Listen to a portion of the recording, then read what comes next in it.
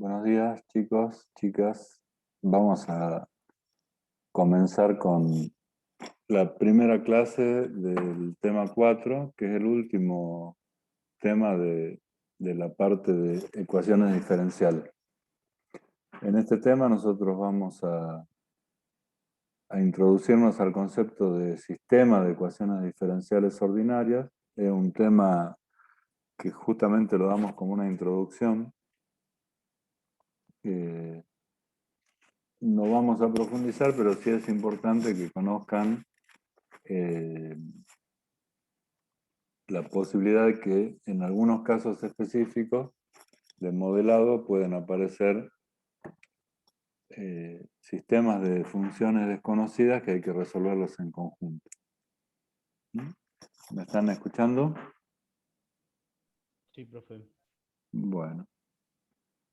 Entonces, la idea es empezar con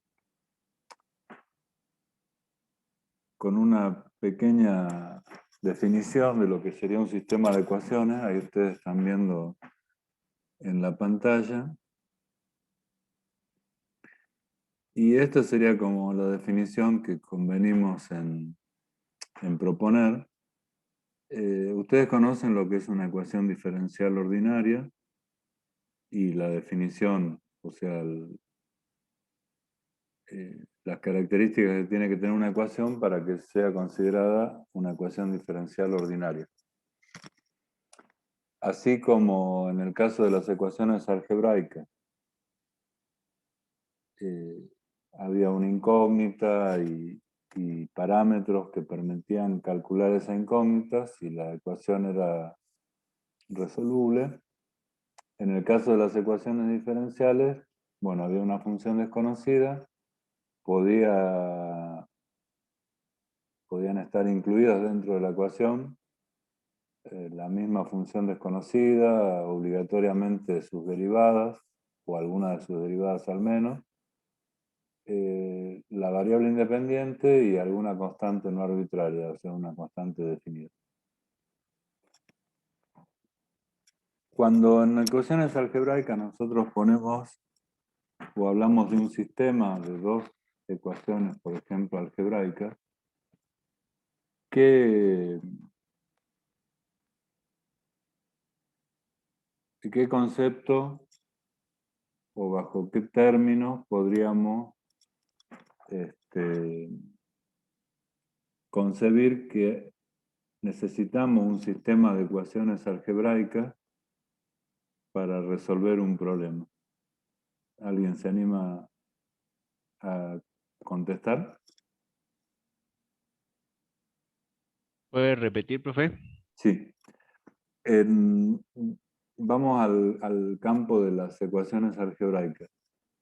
Por ejemplo, una ecuación algebraica, como habíamos visto en la primera clase, 3 por x igual a 9, es una ecuación que nos permite determinar una incógnita. Por ejemplo, si x es el precio de un bien, nosotros compramos 3 bienes de esos y nos costó 9 pesos, de ahí podemos deducir a través de una operación algebraica cuánto sale el valor unitario de ese bien. ¿Vamos bien hasta ahí? Sí, profe.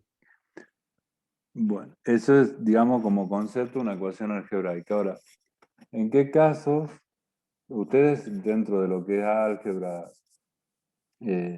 vieron sistemas de ecuaciones algebraicas? O sea, más de una ecuación algebraica vinculadas por algo.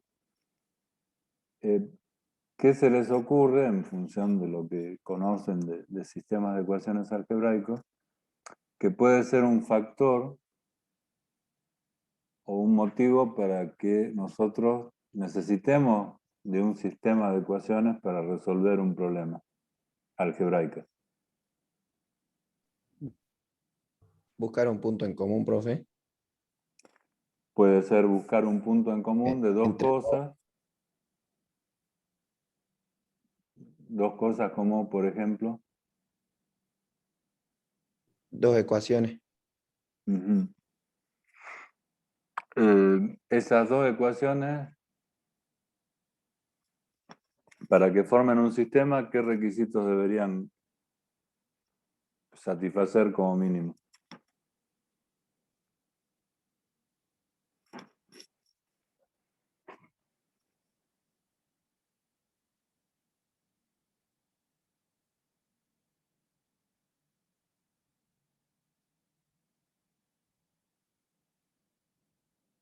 ¿Cómo, profe? ¿Puede repetir, por favor? Sí, para el ejemplo que propusieron es para determinar un punto en común de dos ecuaciones. ¿Qué condiciones o qué elementos, qué características, qué parámetros deberían tener explícitamente esas ecuaciones para que las podamos considerar un sistema de dos ecuaciones algebraicas con una única solución? Que el rango sea igual al número de incógnitas. Bueno, que la cantidad de ecuaciones coincida con la cantidad de incógnitas que tenemos. Ese es un buen punto. No sé si hay algún otro alumno que quiera objetar esta situación o esta propuesta. Es imprescindible que el número de ecuaciones algebraicas coincida con la cantidad de incógnitas para que el sistema se pueda resolver. No. ¿No?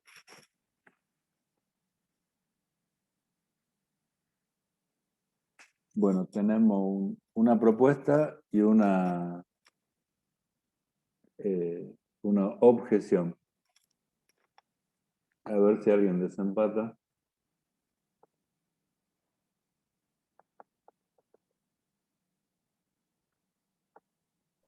Para que tenga una única solución, sí, profe. Para que tenga una única solución, sí, o sea, apoyar la propuesta de que el número de ecuaciones coincida con el número de incógnitas. Bien.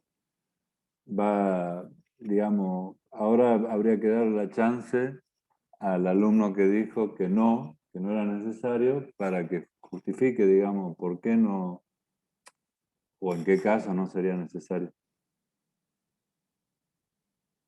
Cuando se busca una única solución, sí es necesario que sea el mismo número de ecuaciones que el número de incógnitas.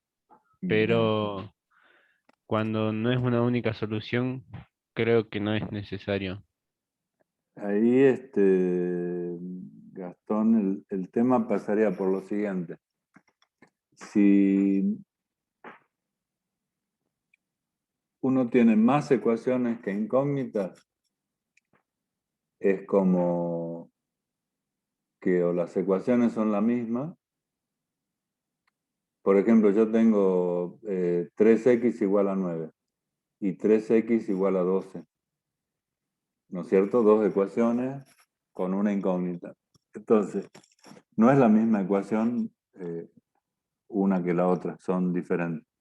Entonces ahí tenemos un problema porque o x vale 3 o x vale 4, pero no encontramos una única solución.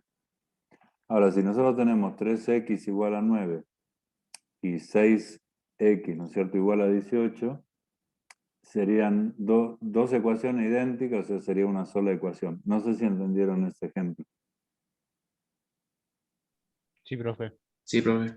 Bueno, entonces ahí es como que si el número de ecuaciones es más grande que el número de incógnitas y las ecuaciones no son las mismas proporcionales, por decirlo de alguna manera, estamos en un problema porque no vamos a encontrar una única solución, vamos a encontrar 2, 3, 5, y hay que ver si nos interesa para el problema que estamos resolviendo. Ahora, puede ocurrir lo contrario, que tengamos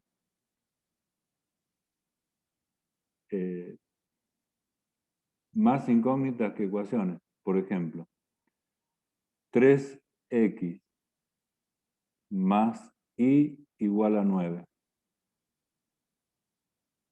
O sea, ahí tenemos una ecuación y dos incógnitas, o sea, más incógnitas que ecuaciones. Si nosotros tenemos 3x más y igual a 9, ¿cuánto vale x para que se satisfaga la ecuación?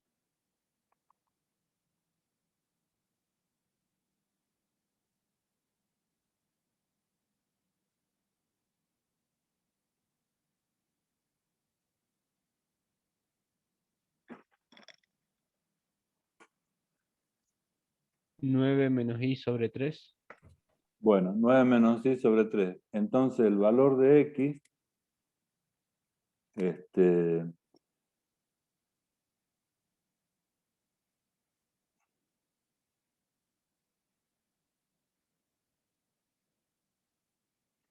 valor de x, como bien dijeron recién, que va a ser no es independiente de y. Y tampoco encontramos una solución para esta ecuación algebraica. O sea, quedaría la incógnita como incógnita, dependiendo de y, que no podemos determinar porque es un número variable. Entonces, en los dos extremos nosotros tenemos o más ecuaciones que incógnitas, con lo cual el problema resulta indefinido, o más incógnitas que ecuaciones, con lo cual el problema no lo podemos resolver con un valor que sea independiente de cualquier otra variable. Ahora, cuando la cantidad de ecuaciones coincide con el número de incógnitas, tenemos un sistema en donde hay una única solución, si es que existe, y que resuelve simultáneamente las dos ecuaciones, que no son independientes una de otra, ¿no es cierto? Yo acá voy a poner un ejemplo de las ecuaciones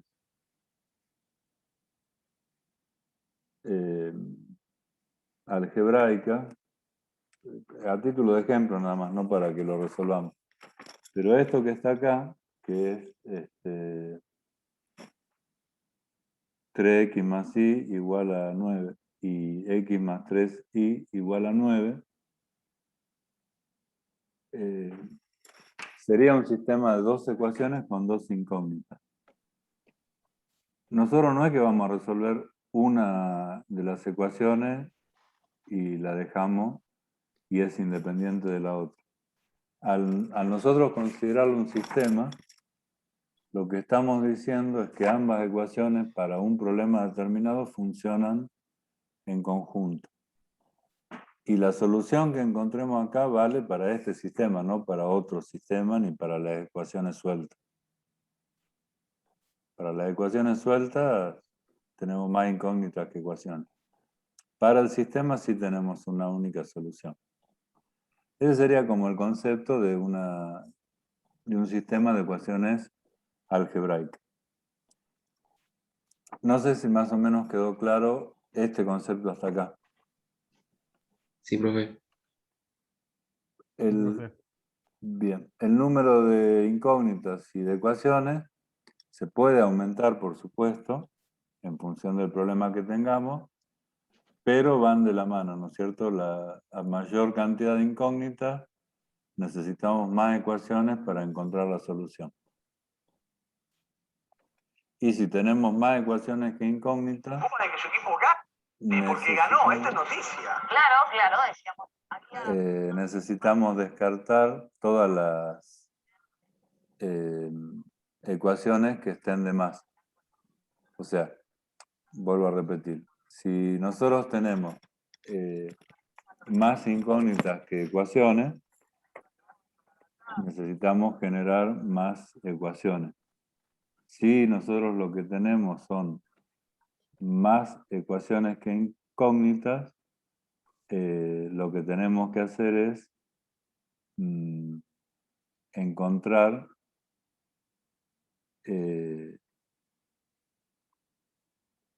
cuáles ecuaciones hay que eliminar para que nos quede el mismo número. Este sistema de dos ecuaciones con dos incógnitas, que las incógnitas serían x e y, ustedes conocen métodos para resolverlo que son algebraicos. Uno de esos métodos, ¿cuál podría ser?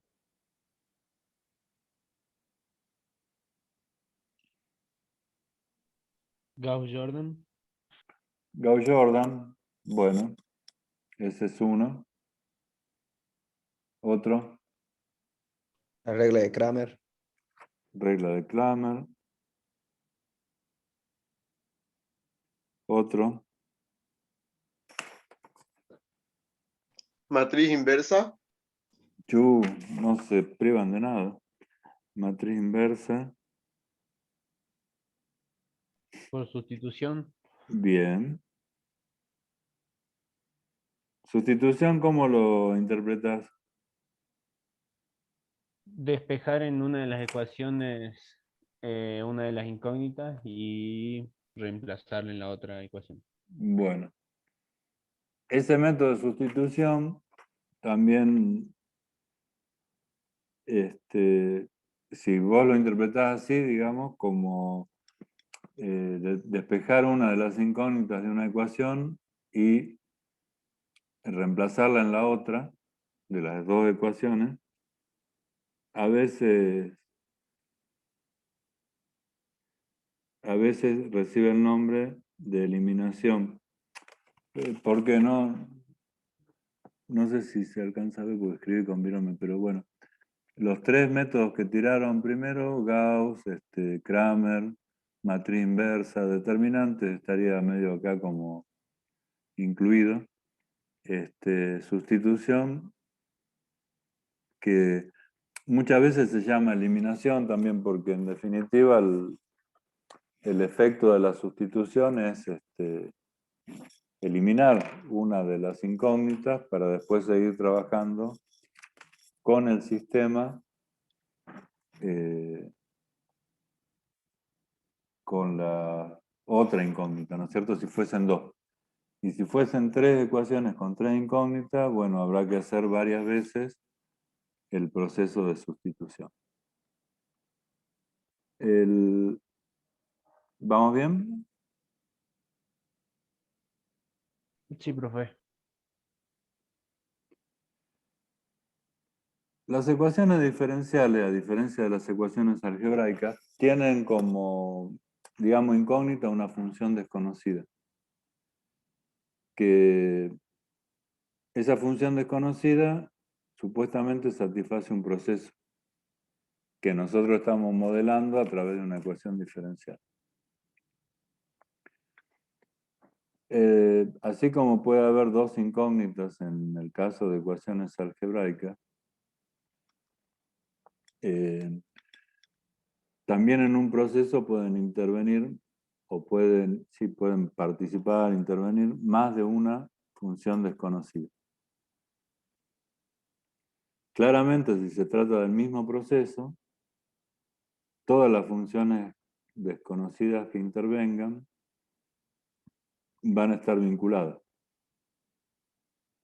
Pueden depender de la misma variable, independiente, por ejemplo, del tiempo, que es la más común, y pueden depender de varias variables independientes, que serían el caso de ecuaciones diferenciales en derivadas parciales y que en este curso de análisis matemático 2 no abordamos, sino que siempre estamos manejándonos con ecuaciones diferenciales ordinarias que tienen como característica que la función desconocida depende de una única variable independiente. El cuadrito que está en la pantalla muestra un sistema de ecuaciones diferenciales en donde tenemos, este es un ejemplo, ¿no? Por supuesto. Ahora vamos a hacer un ejemplo de cómo se forma una ecuación, un sistema de ecuaciones. Pero es un ejemplo que muestra un sistema de tres ecuaciones diferenciales ordinarias con tres funciones desconocidas. de la misma manera que en el caso de las ecuaciones algebraicas, para obtener una única solución, era necesario que sea compatible el número de incógnitas con el número de ecuaciones, en el caso de las ecuaciones diferenciales ordinarias, cuando se forma un sistema, para tener una solución y encontrar todas las funciones desconocidas, el requerimiento es que la cantidad de ecuaciones que presenta el sistema coincida con el número de funciones desconocidas. En este caso particular,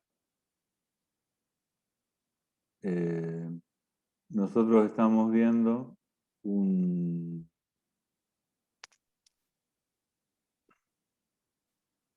esquema de 3 ecuaciones diferenciales, a ver si pueden individualizar a las incógnitas, a las funciones desconocidas, que serían en este caso, y a la variable independiente.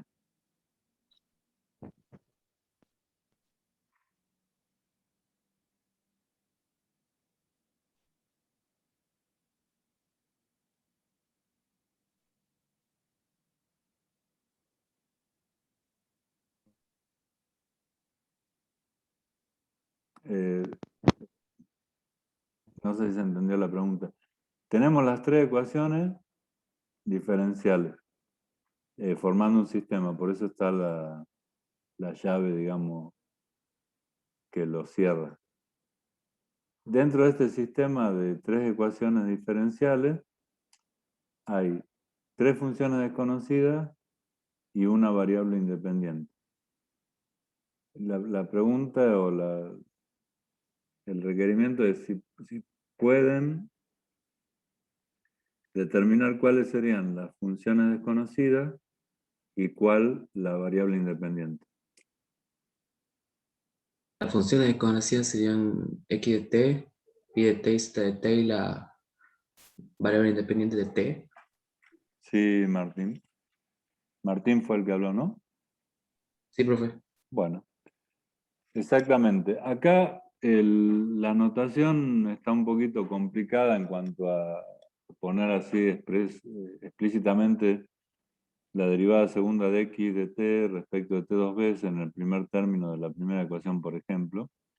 Esto es como si fuese x segunda más x por z igual a i más 4e a la menos 2t, digamos, si lo queremos escribir un poquito más sencillo.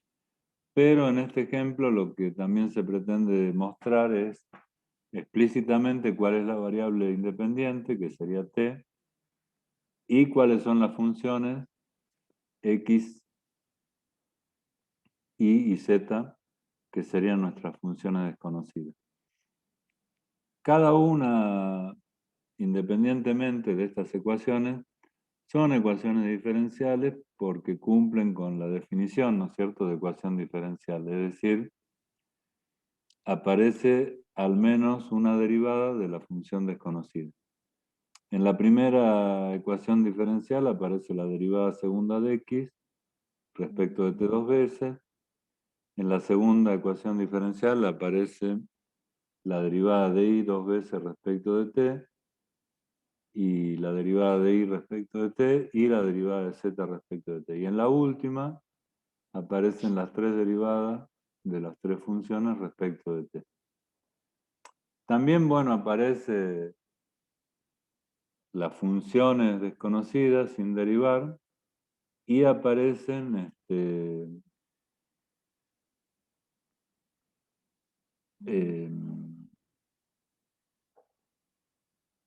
algunas funciones de la variable independiente, como por ejemplo e a la menos 2t.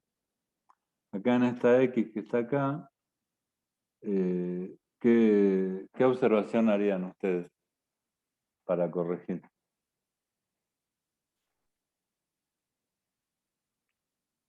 La x que está en el segundo miembro de la segunda ecuación del sistema.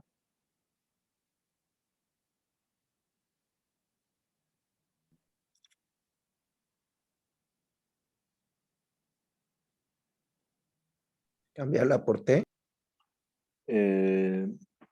Bueno, una sería cambiarla por t, sería una sugerencia, porque x sola, como está escrita ahí, es como que no concuerda con la notación que hemos usado en todo el sistema. Porque cuando apareció x, como en el segundo término de la primera ecuación, le pusimos entre paréntesis el t, para aclarar que se trataba de una función de t. Esta x, si la reemplazamos por una t, la notación quedaría bien, pero lo que no sabemos es si la ecuación quiso representar eso. Si fue un error de tipeo, lo que falta acá es poner entre paréntesis una t, perdón, vuelvo a repetir. Si lo que ocurrió fue un error de tipeo y se quería poner a x de este lado, como acá está y como acá está z, lo que faltaría agregar sería un paréntesis y la t. O bien, si ya que está mal planteado el problema desde el punto de vista de la notación, reemplazar la x por la t, que sería un error más grueso, digamos, ¿no? Pero se entiende la notación entonces. Sí, profe. Bueno. En este caso que nosotros estamos viendo, lo que se forma es un sistema de 3 ecuaciones diferenciales ordinarias con 3 funciones desconocidas. Y acá, que bueno, serían x, y z, y el orden, para definirlo al orden del sistema de ecuaciones diferenciales,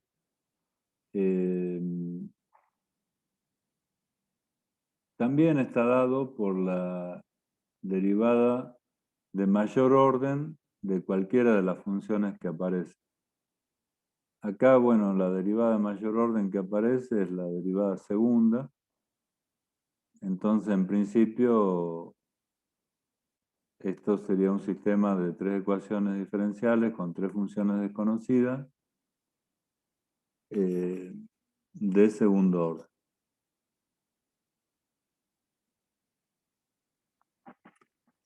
Lo que nosotros ahora vamos a tratar de ver es cómo nosotros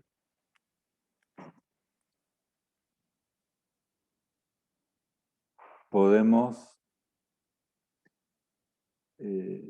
plantear un sistema de ecuaciones diferenciales o en qué momento se nos puede presentar un sistema de ecuaciones diferenciales.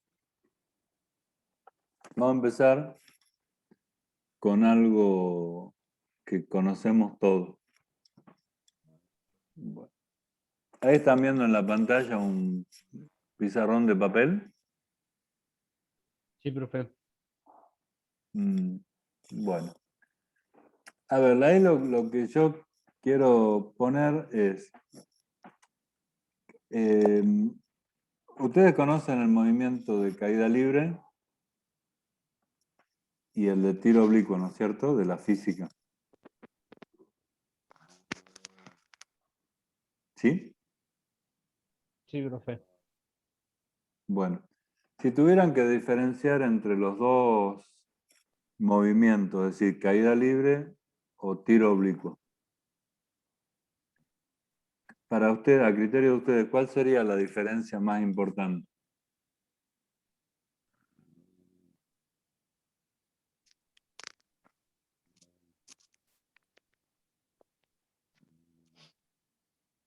Que la caída libre es solo vertical, en cambio el tiro oblicuo puede ser tanto vertical como en dirección horizontal.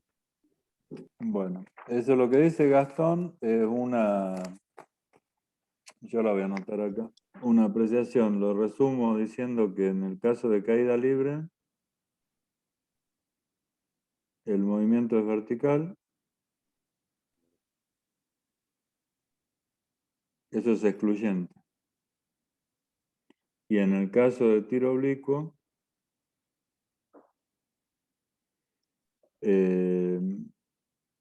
Ay, ¿cómo dijiste, Gastón? Discúlpame.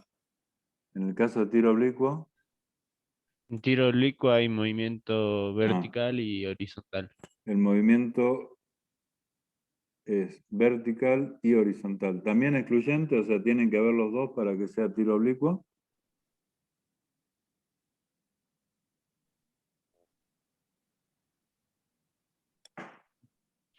Creo que no, profe. Bueno, imaginemos a ver, otro que no sea Gastón que haga algún comentario sobre las dos propuestas. Gastón pone como postulado así: define al tiro o al movimiento de caída libre a un movimiento que es excluyentemente vertical para la partícula, ¿no? Y al tiro oblicuo como el movimiento que es vertical y horizontal, aunque puede ser y o horizontal porque no es excluyente. Escucho comentarios.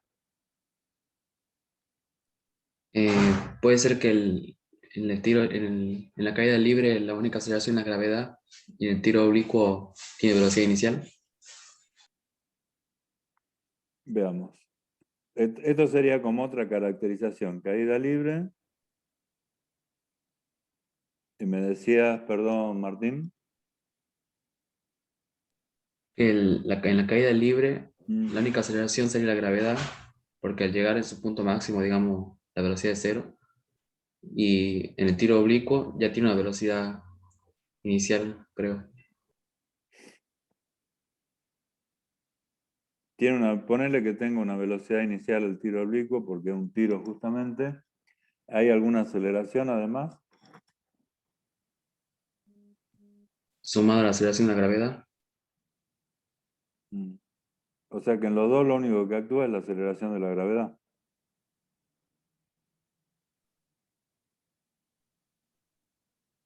Creo que sí, profe.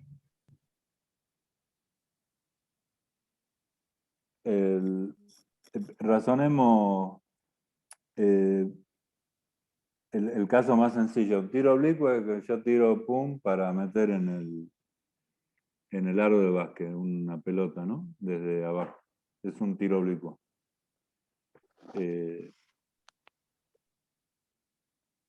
Ponerle un tiro libre de básquet que tiro la pelotita para que entre en el aro. ¿Qué aceleración o qué fuerza actúa sobre esa pelota desde que yo la largo hasta que cae adentro del aro? Si es que invoco.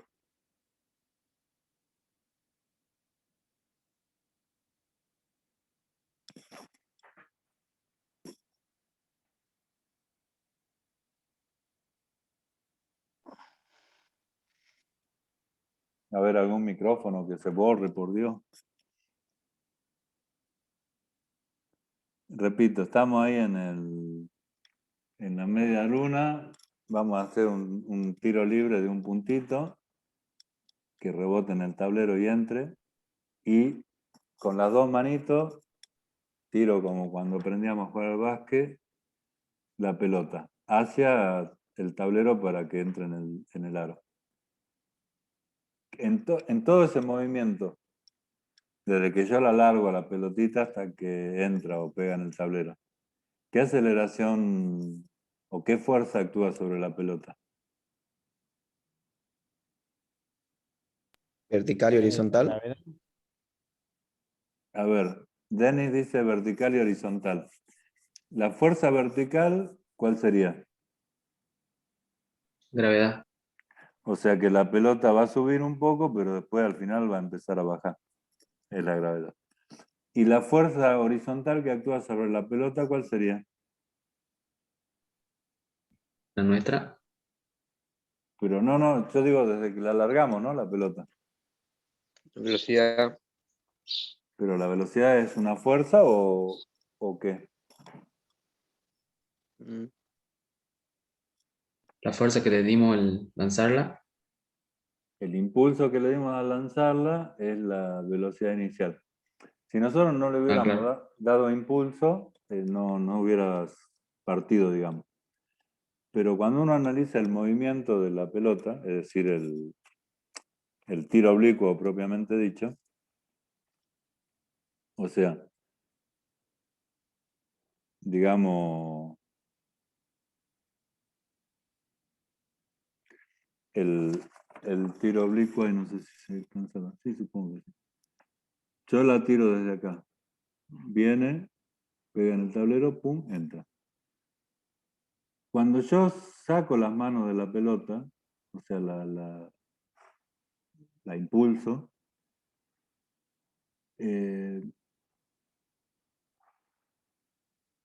la pelota viene por acá. Y hay una fuerza hacia abajo, que es la fuerza de la gravedad, o la aceleración de la gravedad, pero no hay otra fuerza que actúe. Claramente en ese movimiento tiene importancia la velocidad inicial, que está vinculada con el impulso y la cantidad de movimiento que nosotros le damos a la pelotita, pero ya no hay una fuerza que la vaya empujando explícitamente. No hay una fuerza que actúe para empujarla, a menos que haya viento. Si hubiera Claro, profe, viento... la única fuerza, Sí, sí, Nahuel, decime.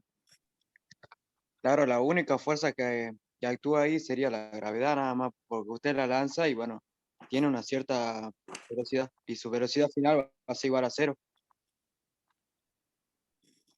Claro, en el caso ideal, digamos, de que la pelota haga toda la trayectoria y caiga al mismo nivel del que la lanzamos y no rebote, supongamos que sea una pelota de trapo, la velocidad, la velocidad final ahí se va a detener. El concepto que nosotros vemos en el tiro oblicuo y el de caída libre es bien similar, porque en ambos actúa la aceleración de la gravedad solamente. Pero como decía, creo que fue Martín, ahora no me acuerdo, la caída libre, bueno, actúa la aceleración de la gravedad. Y en el tiro oblicuo influye la velocidad inicial y la aceleración de la gravedad. Durante el movimiento, la aceleración de la gravedad actúa. Y el movimiento queda definido no solo, bueno, por la velocidad inicial, sino también por el ángulo del disparo, bueno, una serie de cuestiones que hacen a cómo va a desarrollarse esa trayectoria. En el caso de caída libre, que Gastón creo que fue que definió, es vertical excluyentemente, sabemos perfectamente cómo va a ser la trayectoria del móvil, ya sea que lo dejemos caer desde un lugar o que lo tiremos hacia arriba exactamente vertical y va a volver, digamos. Pero me faltaría, de lo que dijo Gastón, en la parte de tiro oblicuo dice el movimiento es vertical y o horizontal. O sea que es como que podría permitírsele al tiro oblicuo que pueda tener solo movimiento vertical o solo movimiento horizontal. ¿Eso lo consideran así? ¿No? No. ¿Quién dijo no? Yo, profe. Ah, Martín. Si sería solamente vertical es caída libre. Y si sería solamente Y horizontal, ¿qué sería?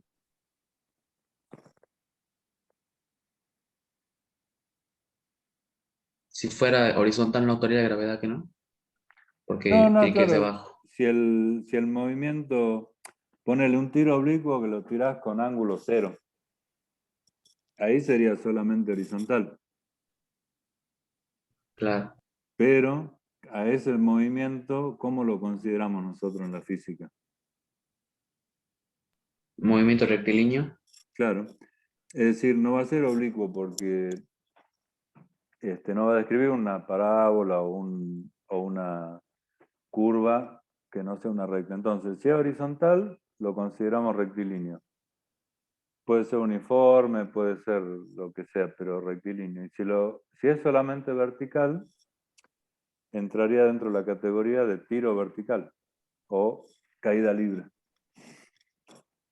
A lo que voy con esto es que en ambos casos, tanto en el de caída libre como en el de tiro oblicuo, solamente actúa la aceleración de la gravedad durante el movimiento. Ahora, una cosa es caída libre y otra cosa es tiro oblicuo. Por ejemplo, en caída libre, si nosotros tenemos, vamos a poner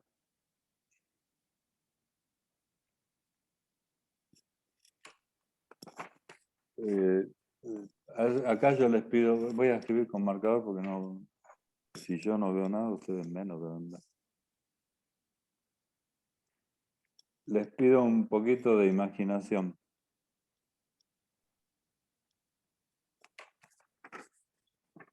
Ahí hay un plano XY y un punto X0. Imaginamos que esto es una pared, digamos, vertical. En el movimiento de caída libre, si nosotros partimos del punto X0 en el eje de las X, X0 va a variar durante todo el movimiento de caída libre. No. No, dice Gastón. ¿Alguien más?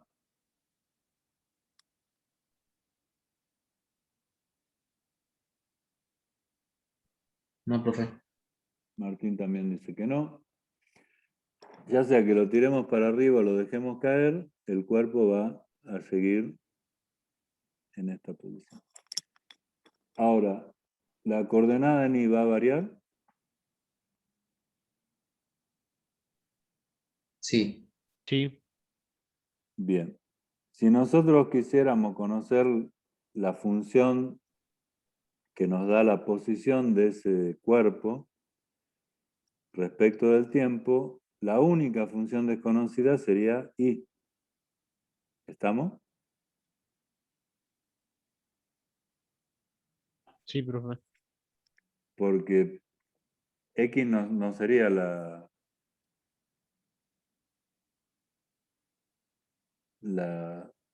variable que nos interesa porque es constante. Ahora, si en vez de ser un movimiento de caída libre,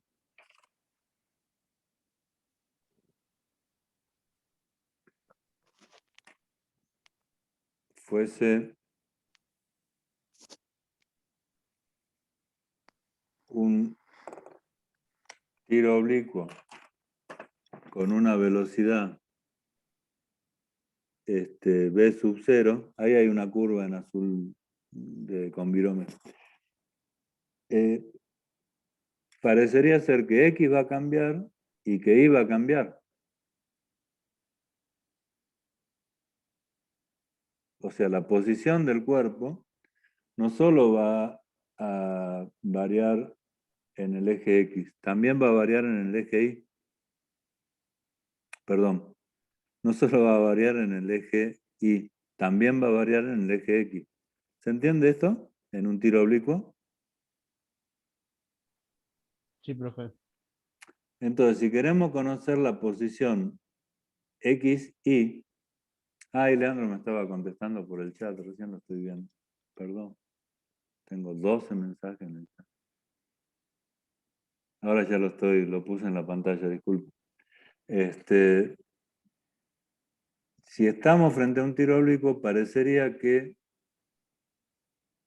hay dos funciones que necesitamos conocer. La fuerza que actúa, ya sea caída libre o movimiento oblicuo, un tiro oblicuo, es la aceleración de la gravedad. Más allá de que haya condiciones iniciales, ¿no es cierto? Velocidad, ángulo, etc. Pero la única fuerza que actúa es la gravedad. La posición, la gravedad es una constante, obviamente. En el caso nuestro la consideramos como constante. La posición del cuerpo, es decir, de la partícula esa que se está movilizando.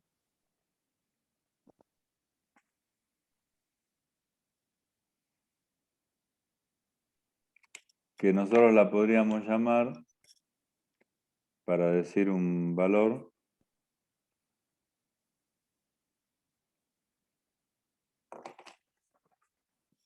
la posición del cuerpo, que para decir un valor la podemos llamar x1, y sub 1, ¿no es cierto? En algún punto de la curva esa. ¿De qué va a depender? Una vez establecido el movimiento. O sea, ya sabemos la velocidad inicial, el ángulo de disparo, conocemos la aceleración de la gravedad, que para nosotros es constante. ¿De qué va a depender la posición de ese cuerpo?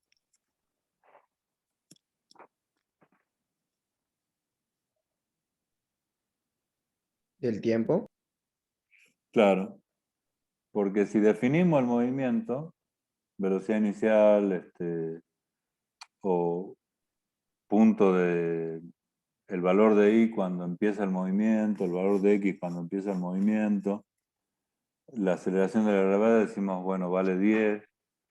Si la masa del cuerpo es, no sé, 15 kilogramos masa. Si definimos todos esos parámetros, lanzado el cuerpo, de lo único que depende de su posición es del tiempo. ¿Estamos de acuerdo? Sí, profe. O sea que perfectamente podríamos pensar que nosotros podríamos encontrar dos funciones desconocidas si no conocemos la trayectoria. Una que sea y del tiempo, que nos va a dar la altura del cuerpo en un determinado momento, y otra que sería x, dependiente del tiempo también, que nos daría la posición en un eje horizontal. Las dos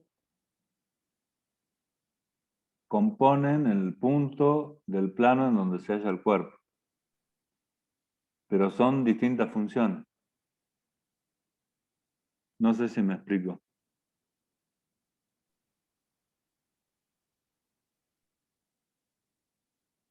Parece que no. O sea, si nosotros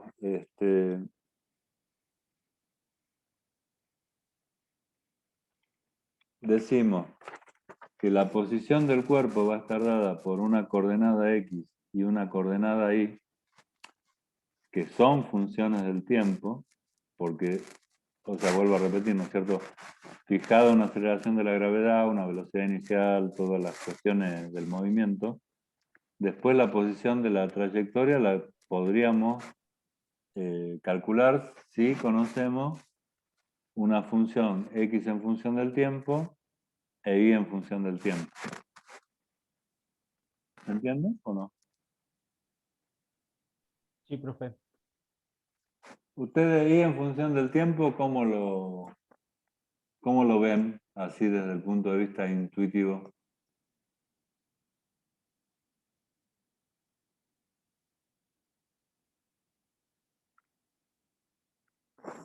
Si tuvieran que tirar una solución. Y de T por separado se puede asemejar a un tiro vertical. Bien. Y de t por separado se podría asemejar a un tiro vertical. En donde la fórmula que nos daría I de t sería la fórmula del tiro vertical, un medio de la aceleración por el tiempo al cuadrado más la velocidad inicial por el tiempo más el desplazamiento inicial en el eje Y. ¿De acuerdo? Sí, profe. Eso es como si solamente actuaría la aceleración de la gravedad. pero sí nos daría la posición de la altura. Y para X,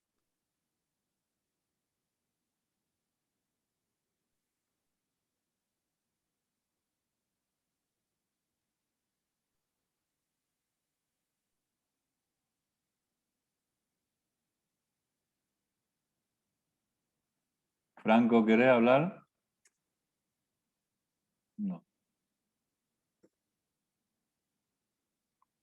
Movimiento rectilíneo. A ver, chicos, para X, ¿cómo propondrían ustedes una solución?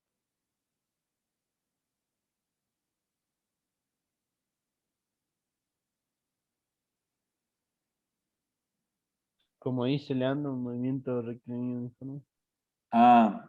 Es que yo estoy viendo acá MRU, creo. Movimiento rectilíneo uniforme. Leandro. Vamos a analizar.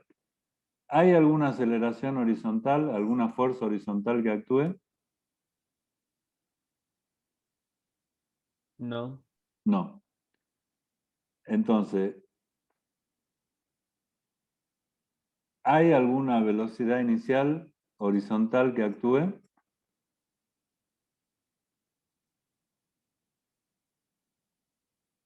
Sí. Sí. ¿Cuál sería? La del impulso que le damos al cuerpo.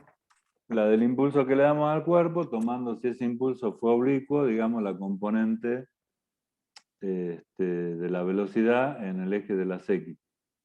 Y ahí, si no hay rozamiento, no hay nada, contra el aire, no hay viento ni nada, sería un movimiento rectilíneo uniforme. Sabemos la ecuación, ¿no es cierto?, del movimiento rectilíneo uniforme.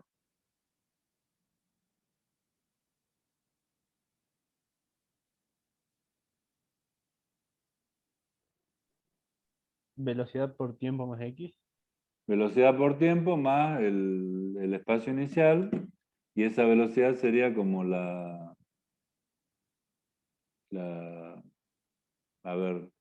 velocidad inicial multiplicada por el coseno del ángulo al que tiramos la pelota. Entonces tenemos como dos funciones, y x, que las podemos calcular.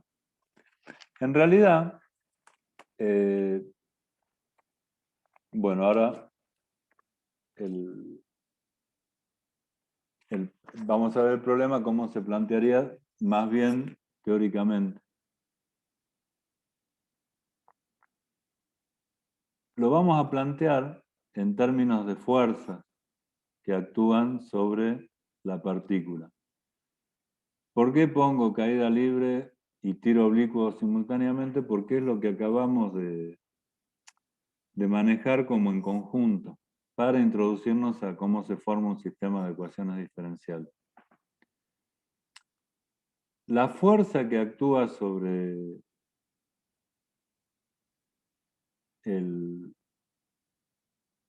la partícula,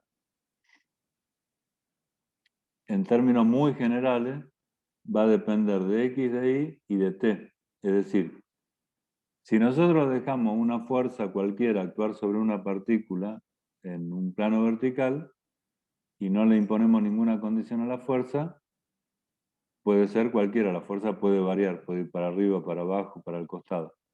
Cuando es un tiro oblicuo, la única fuerza está vinculada con la aceleración de la gravedad. Pero en cualquier otra situación, la fuerza podría ser cualquiera. Pero sí podemos separar esa fuerza en dos componentes.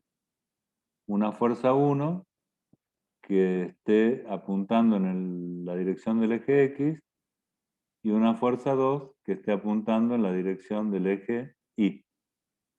Siempre hablamos de la fuerza que actúa sobre un cuerpo en caída libre o tiro oblicuo. ¿Vamos bien hasta ahí con esta notación? Sí, profe. Entonces, la fuerza 1 sería la masa por la aceleración 1, digámoslo así. Pero la aceleración 1, es decir, la aceleración en el sentido del eje de las x, sería la derivada segunda de x respecto de t, como si fuera un movimiento rectilíneo uniformemente acelerado. ¿Sí?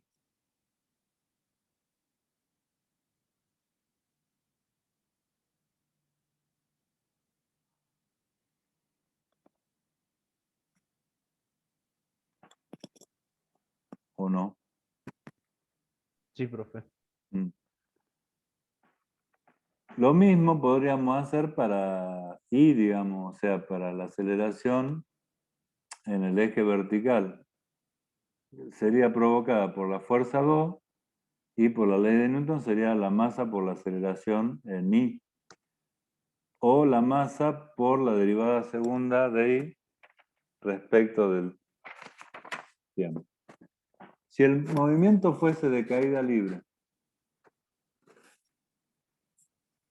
la fuerza 1, o sea, masa por la derivada segunda de x respecto de t, ¿cuánto sería el valor de la derivada segunda de x respecto de t 2 veces si estamos en caída libre? 0. Sí. Porque no hay fuerza. Es caída libre, ¿no? No hay fuerza. Y en el caso de I,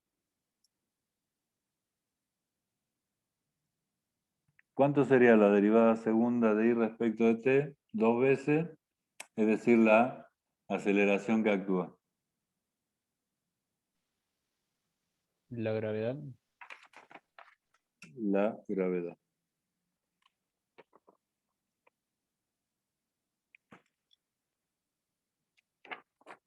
Entonces, de esa expresión de x segundo igual a 0, bueno, podemos calcular x.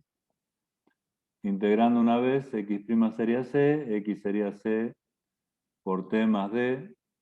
De ahí segunda igual a g, bueno, y prima sería g por t más c. Y I sería un medio de g por t al cuadrado más, acá ya puse e por t más f, digamos, la otra constante. Nos darían los movimientos respectivos en cada uno de los ejes. Cuando el problema es de caída libre, se reduce a un movimiento donde nosotros necesitamos conocer una sola incógnita. Cuando hay dos fuerzas actuando, o sea que no sería de caída libre, o hay una velocidad inicial que produce un impulso, entonces nosotros estamos ante una situación diferente. Esa situación diferente es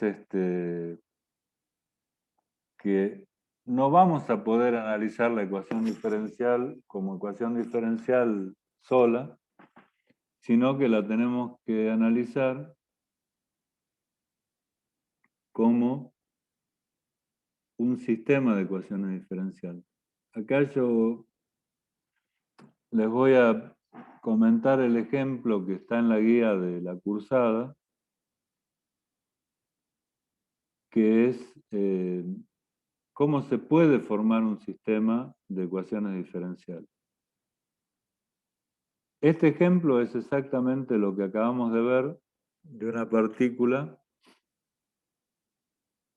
que se encuentra en un plano XY, imagínenlo como una pared, en el origen y en reposo. Se mueve debido a una fuerza que actúa sobre ella.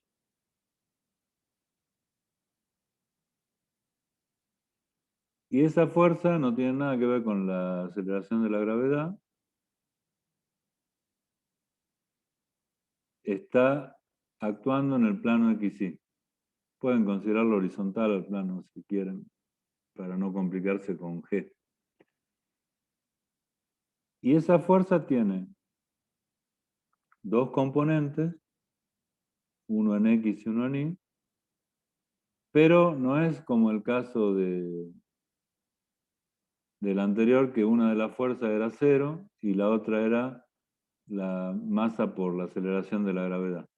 Acá las fuerzas tienen un valor que depende del punto del plano. O sea, hay un componente 1 y un componente 2. ¿Se entiende cuál es el problema que queremos resolver?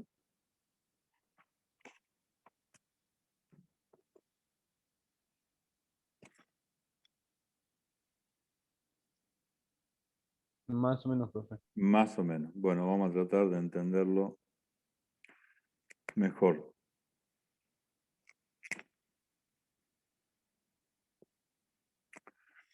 A ver, un segundo.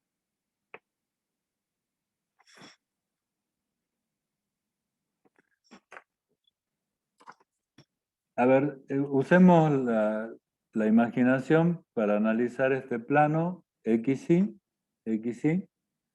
y una partícula. Imaginemos que el plano está horizontal en el piso o en la mesa de su escritorio o en la mesa de la cocina, digamos. ¿Se pueden imaginar el plano horizontal con una partícula en un punto del plano?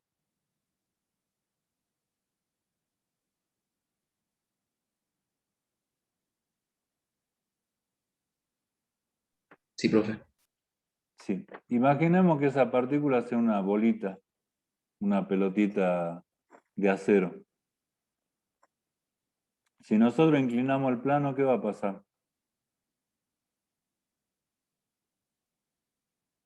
Se va a desplazar. Se va a desplazar. Si lo inclinamos al plano,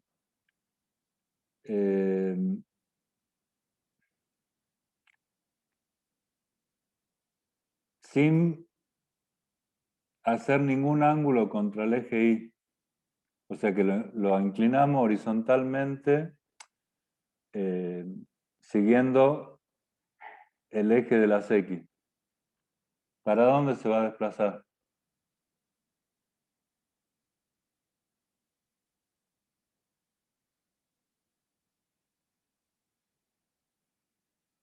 A ver, repito porque fui muy confuso. XY, estamos en el plano. Yo tengo acá en esta línea el eje de las X y en esta línea el eje de las Y.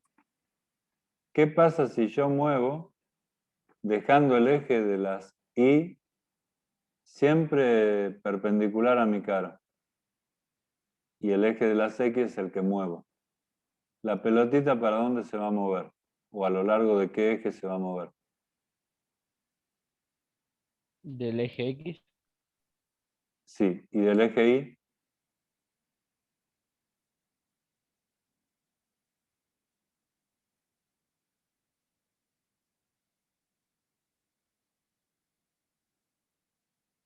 No, porque sigue perpendicular. bien. Es decir, si yo inclino el plano, la fuerza que va a actuar sobre la pelotita, ¿cuál es?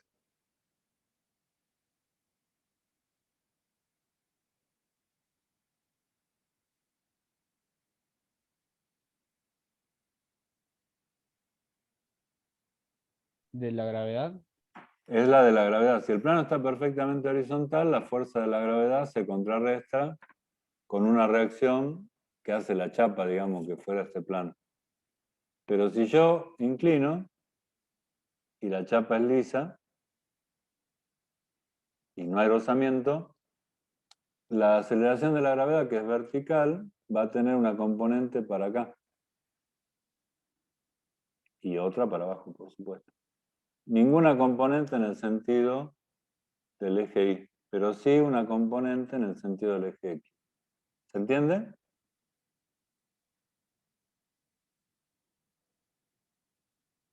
Sí, profe.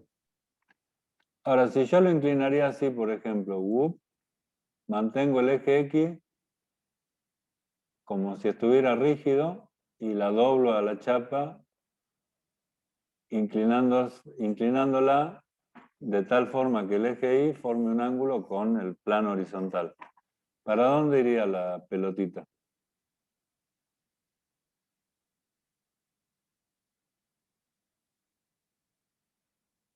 A lo largo del eje Y.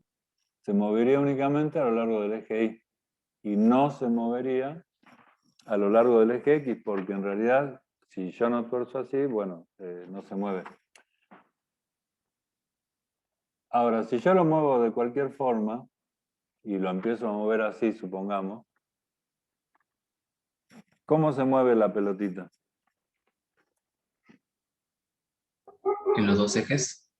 Se mueven los dos ejes y depende del tiempo, ¿de qué va a depender? Supongamos que yo hago un movimiento así, tratando de que la pelotita no se me caiga, ¿no? Obvio. ¿Cómo determinarían la posición de la pelotita en cada momento?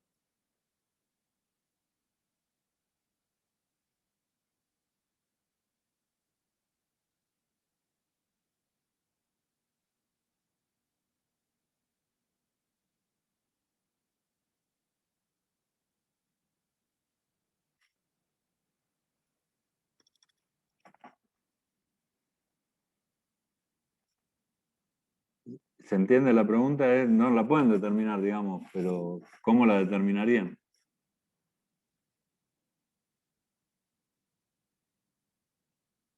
¿Por alguna función?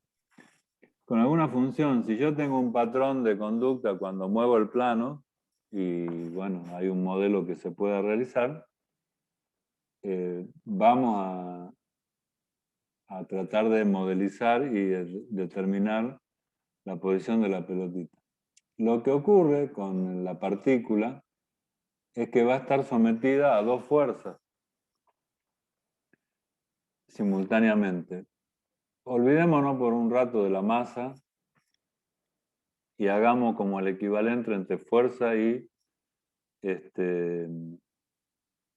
aceleración. Un minuto nada más para comprender. Cada vez que uno inclina el plano, es como que la aceleración de la gravedad hace fuerza sobre la partícula. El valor puro de la fuerza dependerá de la masa, pero la masa es constante. Entonces, si yo conozco la inclinación del plano, tanto con respecto al eje X como con respecto al eje Y, sabemos qué componente de la fuerza, aceleración de la gravedad, va en cada uno de los dos sentidos. Y eso va a depender del tiempo. En este ejemplo, lo que se expresa o se trata de expresar, es eso en un poco más genérico, digamos. Dice que dos fuerzas actúan sobre la partícula, en ese plano horizontal, y las fuerzas tienen un valor determinado, en función del tiempo y en función de la posición. La fuerza 1 es la que actúa sobre la dirección del eje X, o sea, por eso es la primer componente del vector fuerza, y la F2 es la que actúa sobre el eje de las Y. Si esas fuerzas las conocemos, de alguna manera, entonces podemos plantear que la masa por la aceleración en cada uno de los ejes está vinculada con la fuerza que se hace sobre ese eje. Por ejemplo, la fuerza en X que es F1, está relacionada con la aceleración en la dirección del eje 1, es decir, la derivada segunda de x respecto de t dos veces. Y la fuerza 2 está relacionada con la aceleración sobre el eje de las y. Como dice acá, bueno, la x segunda e y segunda son las componentes de la aceleración en las direcciones de x y de y. Si sacamos del medio la masa, nosotros vamos a poder, como conocemos el valor de la fuerza, porque está dado en el ejercicio, F1 vale tanto y F2 vale tanto, podemos decir que la aceleración en el eje X, o sea, la derivada segunda de X respecto de T dos veces, es el valor de la fuerza. Acá consideramos que la masa es 1, para simplificar, ¿no es cierto? Entonces, conocemos cuánto vale la derivada segunda de X respecto de T dos veces. Y conocemos cuánto vale la derivada segunda de Y respecto de T dos veces. Porque es parte del enunciado del problema. Bueno, acá me detengo y escucho dudas o quejas de lo que vamos avanzando.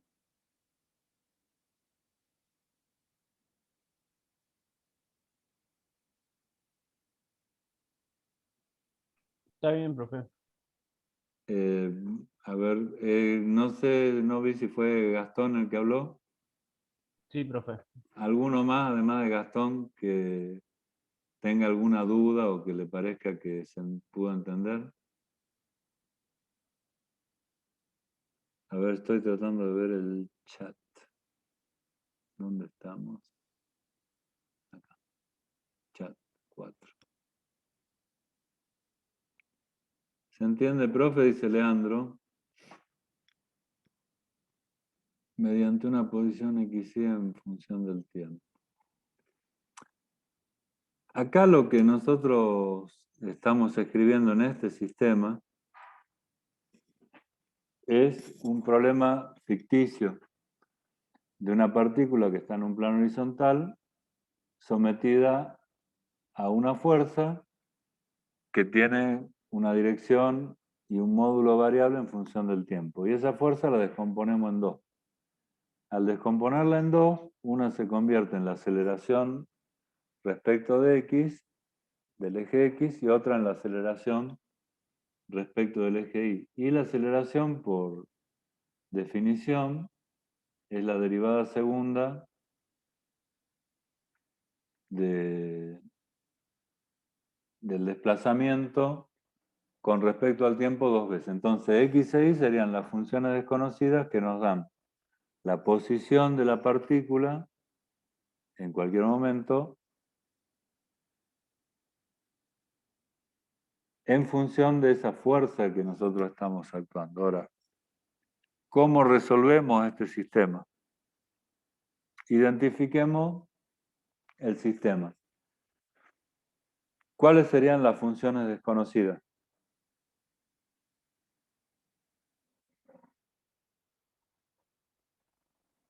X e Y. X ahí. X e Y son las funciones desconocidas, es decir, el valor que toma el desplazamiento de la partícula en el eje X o en el eje Y con respecto al tiempo. Si conocemos X e Y, conocemos dónde está la partícula en el tiempo. Ambas funciones desconocidas son funciones de t, que sería la variable independiente. Y el sistema es un sistema porque no son independientes las dos ecuaciones que estamos planteando, porque ambas surgen de una misma fuerza que la descompusimos en dos. O sea, se trata de un sistema de dos ecuaciones diferenciales.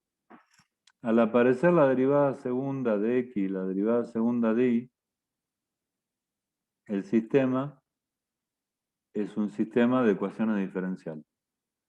En este caso, bueno, con dos funciones desconocidas y una variable independiente. Al tener dos funciones desconocidas y ser dos ecuaciones, el sistema lo deberíamos poder resolver. Nosotros en este caso, hay dos métodos que vamos a ver en este curso. Algunos van a practicar después de esta clase y otros vamos a terminar la clase del jueves. En este caso vamos a usar el método que ustedes dijeron al principio como sustitución, que también lo llamamos eliminación. Como tenemos las dos ecuaciones, podemos despejar y de la primera ecuación. O sea, de la primera ecuación que tenemos acá, de esta, ay Dios. Bueno, de esta despejamos y.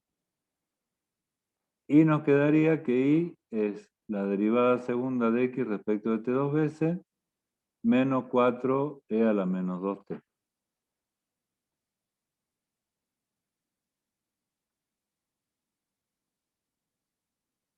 Acá estamos explicando a grandes rasgos el método de sustitución, ¿no es cierto? No es que estamos resolviendo un ejemplo paso a paso. ¿Entendieron este despeje que hicimos de la primera de las dos ecuaciones? Sí, profe. Ahora, nosotros tendríamos que con esta y que calculamos, ir a la segunda ecuación, como hacemos con las ecuaciones algebraicas, acá, y esta y que está ahí, que ahora la resalté, cambiarla por la y que acabamos de calcular. O sea, en vez de poner y, ahí tendríamos que poner la derivada segunda de x respecto de t dos veces menos 4 por e a la menos 2t. Eso está dos veces derivado respecto a t, que lo podemos hacer perfectamente, porque x es una función de t, y e a la menos 2t también lo podemos derivar con respecto a t. Si sustituimos, como decimos recién, ¿no es cierto? Y en la ecuación 2 del sistema de ecuaciones 5, operamos, nos va a quedar esto. Que la derivada cuarta de x respecto de t 4 veces menos x es 15 por e a la menos 2t. Ahí ya nos queda una ecuación diferencial con una sola función desconocida.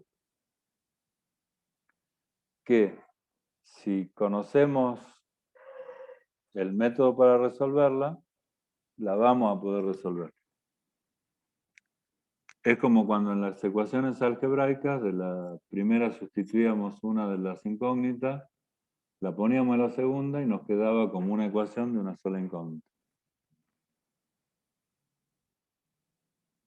En este caso, esta ecuación de orden 4, no tenemos fórmula para resolverla, se puede resolver de algunas maneras, digamos, reduciendo el orden o trabajando con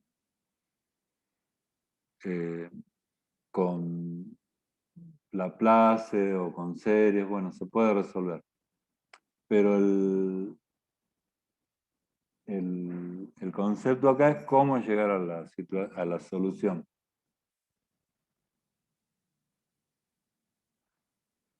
Cuando nosotros obtengamos la solución, que en este caso es esto que está recuadrado o resaltado, vamos a obtener dos funciones. Como la condición inicial en este caso estaban dadas, era que partía del origen con velocidad cero, vamos a obtener dos soluciones que conforman una solución particular. Y tenemos expresión que nos da x de t e y de t.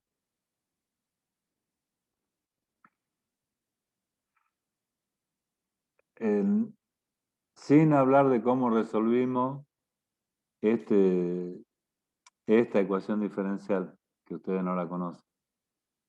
¿Se entendió el concepto de formar el sistema y resolverlo? Sí, profe. La solución del sistema serían las mismas funciones x e y por separado, entonces. La solución del sistema son las mismas funciones x e y, pero no por separado. Es decir, esta llavecita que está puesta acá,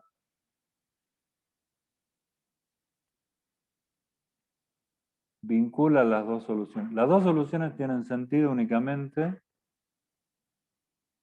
para este problema, el de la pelotita en el plano ahí dando vuelta, si las consideramos juntas. O sea, x vale tanto, la posición en x, digamos, en el eje x,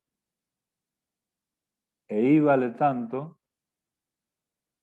y simultáneamente porque hay una sola pelotita. O sea, no pueden tomar valores arbitrarios x e y. Una está en función de la otra, de alguna manera vinculada por el sistema de ecuaciones diferenciales. ¿Se entiende eso? Sí, profe. O sea, x e y conforman esta solución simultáneamente, es decir, forman... Es como cuando ustedes intersectan dos rectas en un sistema de ecuaciones algebraicos, de dos ecuaciones con dos incógnitas. Supongamos que le da x0 igual a 5, y0 igual a 7. Bueno, ustedes saben que en el punto 5, 7 se cruzan las dos rectas. Pero x5 y y7 no tienen sentido en otro contexto.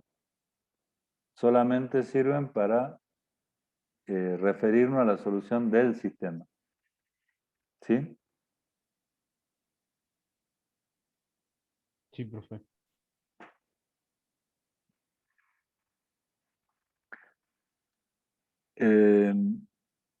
Nosotros tenemos dos métodos para resolver los sistemas de ecuaciones. El método de sustitución, que lo llamamos método de eliminación,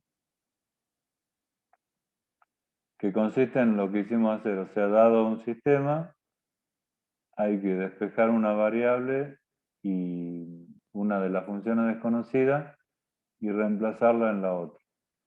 Y el otro método que nosotros vamos a mostrar en este curso es resolver el sistema mediante transformada de Laplace, es decir, transformar las dos ecuaciones diferenciales que forman el sistema en dos ecuaciones algebraicas. Entonces ahí nos quedan ecuaciones algebraicas formando un sistema de ecuaciones algebraicas.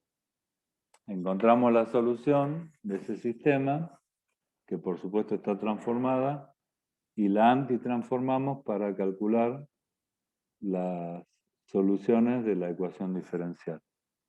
Ese sería el concepto más genérico de los métodos que nosotros vamos a usar. El método de eliminación se puede usar adecuadamente cuando el orden de las ecuaciones diferenciales no es más que uno. O sea, el sistema que sea un sistema de ecuaciones diferenciales de primer orden.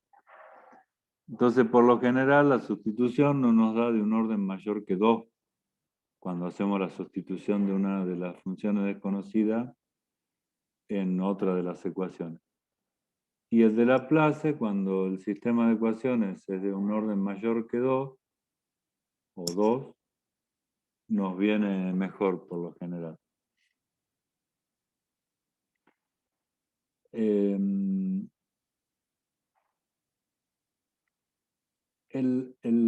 objetivo, digamos, de este tema, con el que terminamos ecuaciones diferenciales, es hacer una introducción al sistema, a los sistemas de ecuaciones diferenciales. El párrafo ese que está escrito ahí en los comentarios del final del tema, tiene el sentido, digamos, en el trabajo de ingeniería. Es muy difícil que exista un proceso que dependa de una sola variable. En el caso de las ecuaciones algebraicas, cuando nosotros planteamos una ecuación algebraica con una sola incógnita, es muy difícil encontrar en la práctica una función que dependa de una sola variable. Es muy difícil.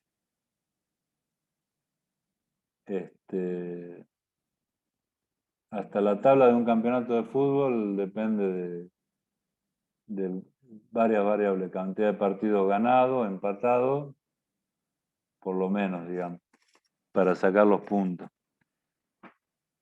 Lo mismo pasa con las ecuaciones diferenciales, es decir, es muy difícil que nosotros encontremos un proceso que lo podamos aislar del resto de las funciones que intervienen en él.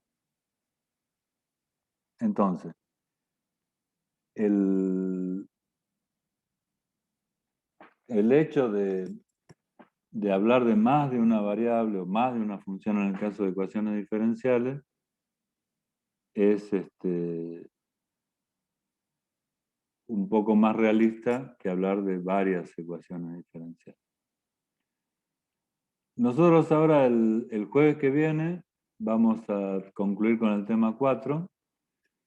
Después hay algunos feriados, el 19 y el 27. Por eso ya pusimos en el aula la postergación del primer parcial, que va a ser el 28 y el 29.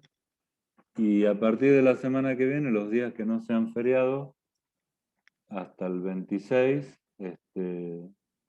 vamos a hacer repaso en las clases de nuestros horarios habituales. Así vamos al primer parcial que dentro de 15 días van a rendir. Hoy es 13 y van a rendir el 28 y el 29. Justo 15 días. Estudien, empiecen a ver los temas, resuelvan las guías, síganlas mandando, aunque esté pasado el plazo de entrega original. Ingeniero Lores, buenos días, disculpe, buenos días chicos. Ahí le están preguntando por el chat si el teórico se toma el mismo día que el práctico, ingeniero. Sí, nosotros esa pregunta ya la hicieron por mensaje en el aula. En principio sí, vamos a tener las 3 horas. Dentro de esas 3 horas ustedes van a tener 2 horas para hacer los 2 problemas, los 2 parciales, el de resolución del problema y el de teoría. Vamos a combinar para que puedan ingresar en esas 3 horas en cada comisión para resolver los 2 cuestionarios.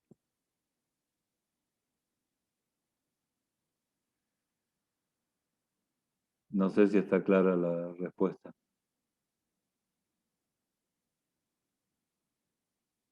Y que esta comisión rinde en su horario, o sea, el jueves. Esta comisión en tocaría a nosotros. particular va a rendir el jueves 28. No, el jueves 29. No, 29. El jueves 29 toca. De 8 a 11. De 8 a 11 y le vamos a dar 1 hora o 40 minutos para el teórico, 1 hora y cuarto para el práctico. Esos tiempos los vamos a manejar para que no tengan justo las 3 horas, que puedan manejarse con un cierto margen.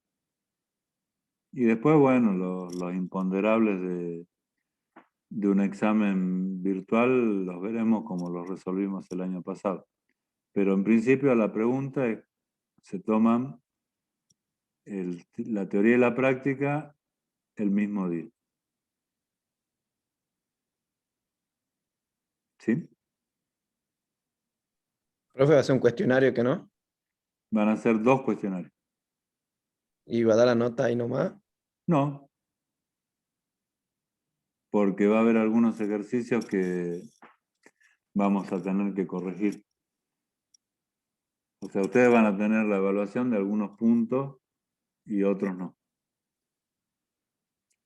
La nota se da como antes en las clases presenciales, se da los pocos días, pero nosotros lo verificamos, digamos.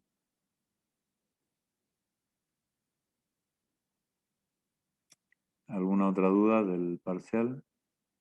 O sea, va a haber ejercicios de la práctica que van a tener que subir un archivo con la resolución. Claro, que puede ser que esté corregido por el mismo cuestionario o que nosotros tengamos que chequearlo, eso lo vemos. Ustedes tienen que estar preparados para rendir algunas preguntas con multiple choice, otras van a tener que tener papel y virome.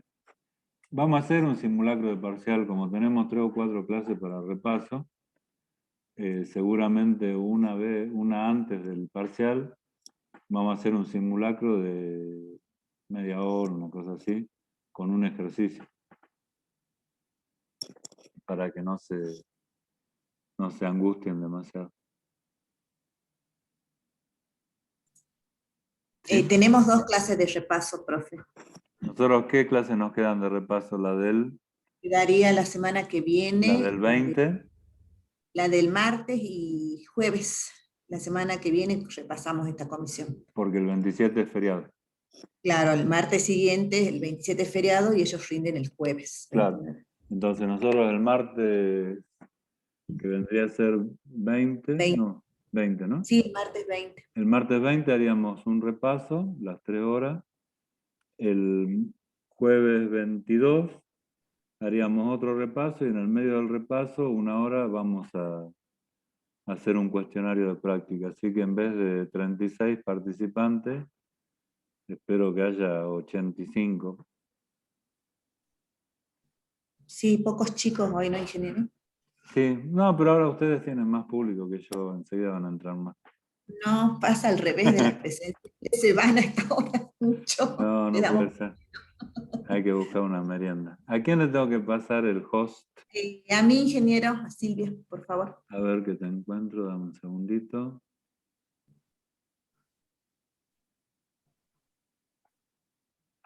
Acá está.